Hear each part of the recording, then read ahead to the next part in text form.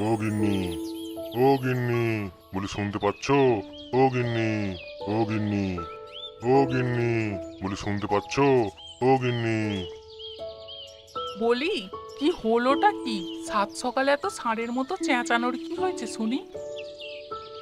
দিনের বেলায় ভূত দেখেছো নাকি? কি হয়েছেটা কি বলো? ওহ, ওহ, সকালবেলায় যেন মুখে তেঁতুল দিয়ে রেখেছে। ভালো করে কথা বলতেও কি শেখনি নাকি? এই দেখো, আমার সাত কাজ পড়ে আছে, তোমার বক বকানি শোনার মতো আমার সময় নেই। কি হয়েছে সেটা ঝটাপট বলো দেখি। হ্যাঁ, সেটা বলবো বলেই তো ডাকলুম। বলছি যে আজ দুপুরে দুটো গরম গরম ভাত আর মুচমুচে ইলিশ মাছ ভাজা করো তো, তাহলে দুপুরের খাওয়াটা একদম জমে যাবে। গরম গরম ভাত আর ইলিশ মাছ ভাজা? তো ভাতটা তো হবে, কিন্তু ইলিশ মাছ কোথায় পাবো? বলি, জেগে জেগে স্বপ্ন দেখলে হবে? যাও বাজার থেকে গিয়ে ইলিশ মাছ কিনে নিয়ে এসো গে। ধুত্তেরি কি, আমার কাছে একটা ফুটো কড়িও নেই।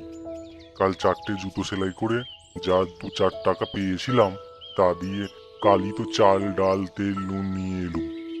এখন ইলিশ মাছ কি করে আনবো? তাহলে আমি ইলিশ মাছ ভাজা রাঁধবো কি করে শুনি? ভাত ডাল খেয়ে বাজারে যাও দেখি, জুতো বিক্রি হয় কিনা দেখো। কি আর করি, যাই তবে।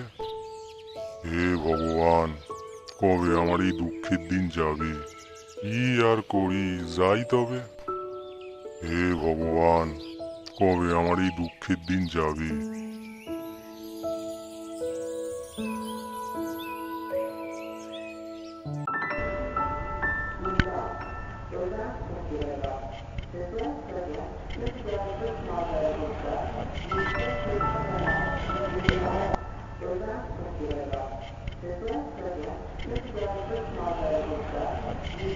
আজ একটাও জুতো বিক্রি হলো না।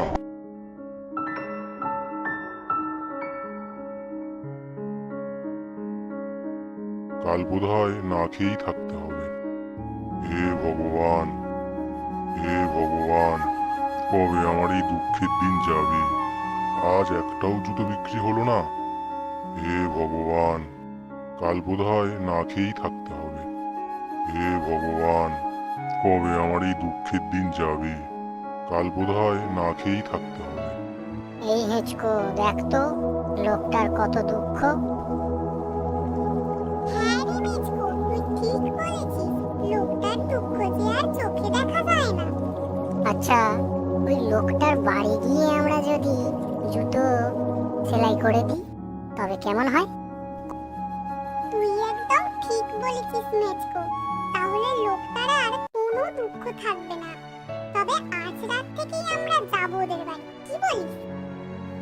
শোন, এখন আমরা লোকটার পিছন পিছন গিয়ে ওর বাড়িটা দেখে আসবো, কেমন? না, কেঁদে আর কি হবে, যাই বাড়ির দিকে রওনাই দিতে হবে।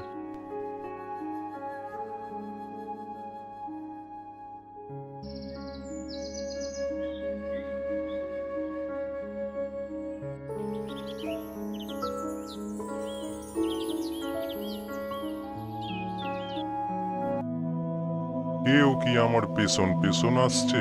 দেখি তো। না, কেউ তো নেই। ভূত নয় তো? রাম রাম রাম রাম রাম রাম রাম রাম রাম রাম রাম রাম রাম রাম।